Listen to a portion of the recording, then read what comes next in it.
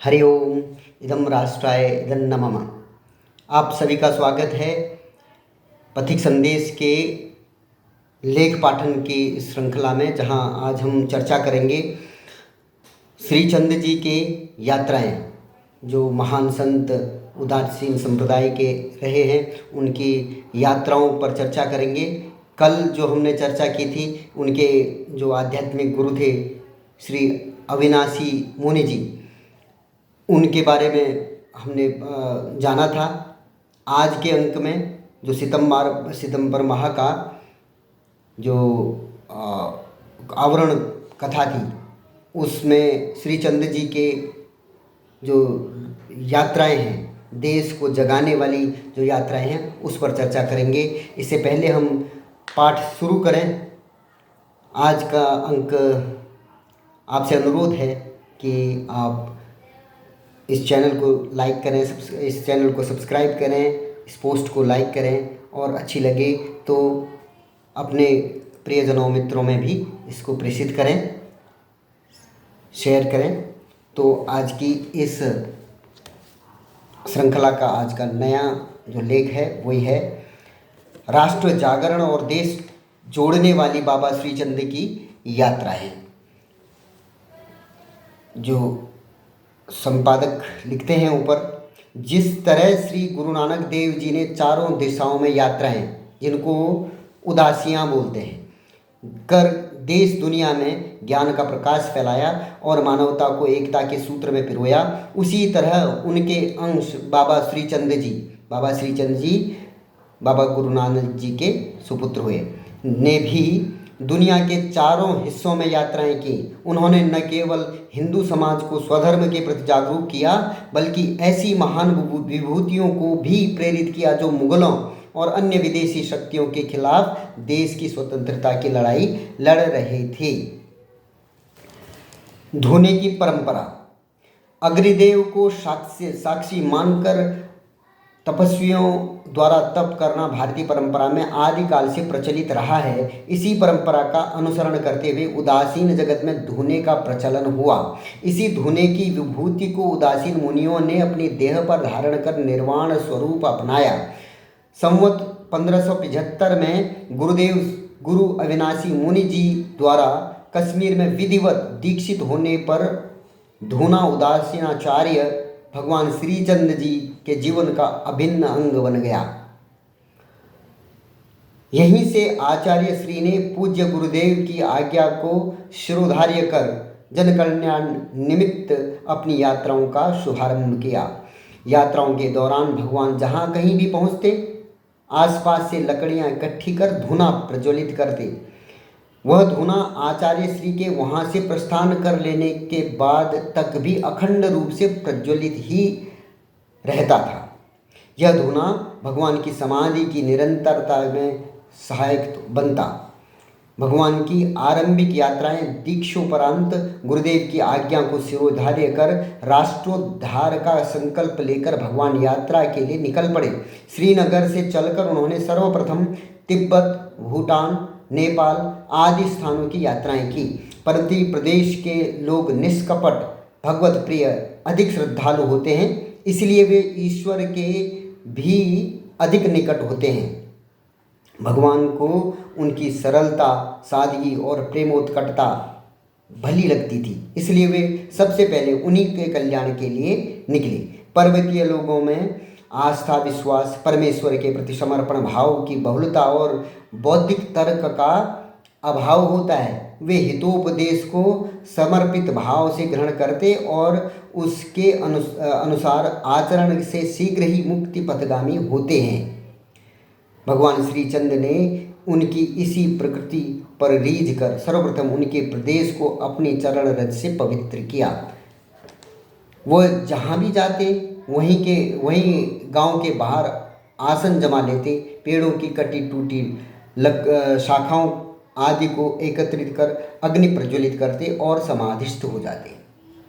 उस दिशा में आने जाने वाले गांवों से गांववासियों को भगवान श्रीचंद के आगमन की सूचना मिल जाती और वे दर्शन और उपदेशामृत का रसपान करने के लिए प्रतिदिन गांव के बाहर धुने पर एकत्रित हो जाया करते।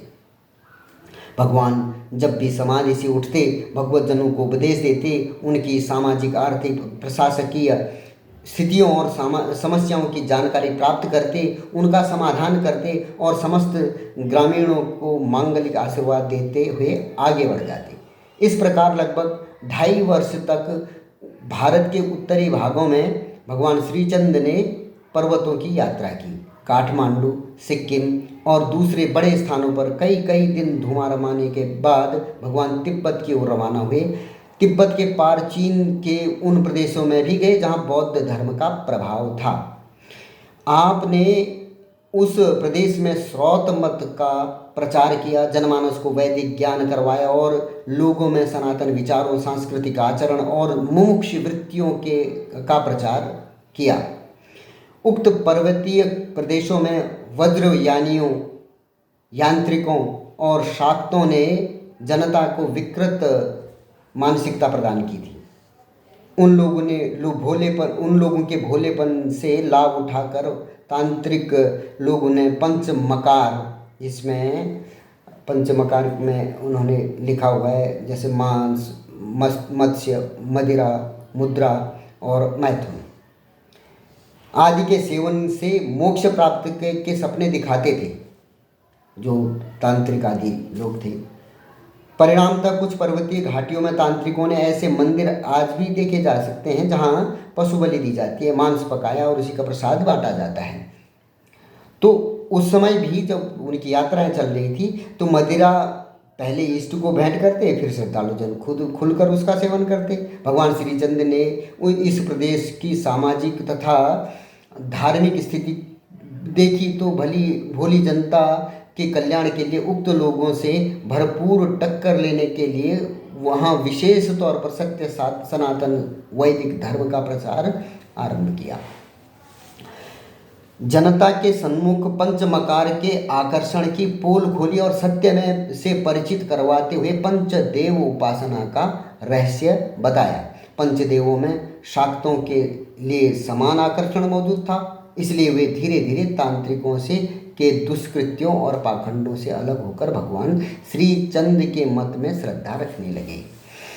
भगवान के उपदेशों से उन्हें नवीन स्फूर्ति मिली, वे वाम मार्गियों की गिरफ्त से छूट पाए। भगवान श्रीचंद ने पर्वतीय क्षेत्र प्रदेशों की दशा सुधारने के लिए लगभग 3 वर्ष तक इसी प्रदेश में घूमकर सत्य का संदेश दिया। भगवान श्रीचंद की शिक्षा अथवा उपदेशामृत में कहीं न कहीं सब हिंदुओं को अपना इष्ट दिख पड़ जाता था, अतः यह उनके आकर्षण का मुख्य मुद्दा बना। 3 वर्ष के लंबे समय में भारत की उत्तर पर्वतीय घाटियों में भगवान की प्रसिद्धि मिलने लगी। हिमालय की समस्त वादियों में परम योगीराज श्रीचंद और उनकी शिक्षाओं का अखंडित प्रभाव पड़ा।